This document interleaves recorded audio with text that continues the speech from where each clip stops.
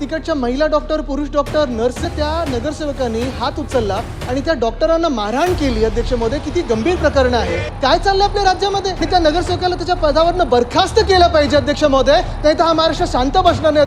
कल्याण डोंबिवली महानगरपालिकेच्या शास्त्रीनगर रुग्णालयात प्रसूतीसाठी आलेल्या एका महिला रुग्णाच्या उपचारावरून सत्ताधारी शिवसेनेचे नगरसेवक रमेश म्हात्रे आणि त्यांच्या कार्यकर्त्यांनी थेट रुग्णालयात घुसून हैदोस घातला.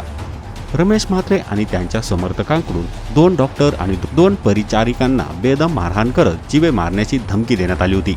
हे संतापजनक प्रकरण आज पावसाळी अधिवेशनात देखील चांगलंच गाजलं. थेट आदित्य ठाकरे यांनी याची दखल घेत शिंदे सेनेला चांगलंच खडकवलं. तसेच त्या नगरसेवकावर कारवाई करून त्याचं पद रद्द करण्यात यावं अशी मागणी विधानसभा अध्यक्षाकडे केली. एक विषय मांडतो.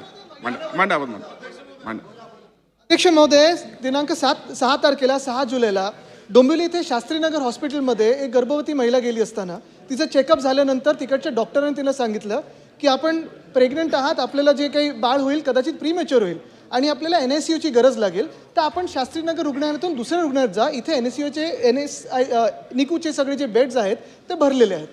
पण हे ऐकताच कोणीतरी तिकडच्या एका स्थानिक नगरसेवकाला बोलवून तिकडच्या महिला डॉक्टर, पुरुष डॉक्टर, नर्सेस, आत्ता आपण ऐकतो की आपण अजून काही नवीन नर्सिंग कॉलेज वगैरे सुरू करणार आहे.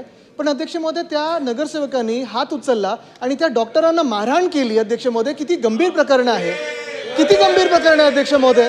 म्हणजे एखादा कोणी डॉक्टर आपल्याला सांगतो की ह्या हॉस्पिटलमध्ये बेड नाही आहे, निकूची गरज लागणार आहे आपल्याला, आपली ॲडमिशन दुसऱ्या हॉस्पिटलला करून देतो. आपण मारहाण करायची या डॉक्टर्सना, महिला असो, पुरुष असो, कुठचेही डॉक्टर्स असो, कुठचेही नर्सेस असो, कुठचेही रेसिडेंट डॉक्टर्स असो. अध्यक्ष महोदय, काय चाललं आपल्या राज्यामध्ये?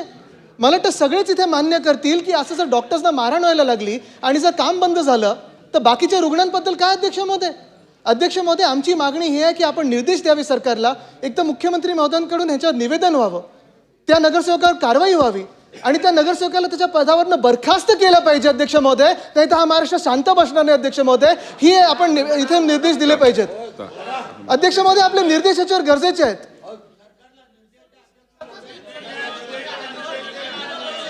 शासनाने याची दखल घ्यावी, नोंद घ्यावी.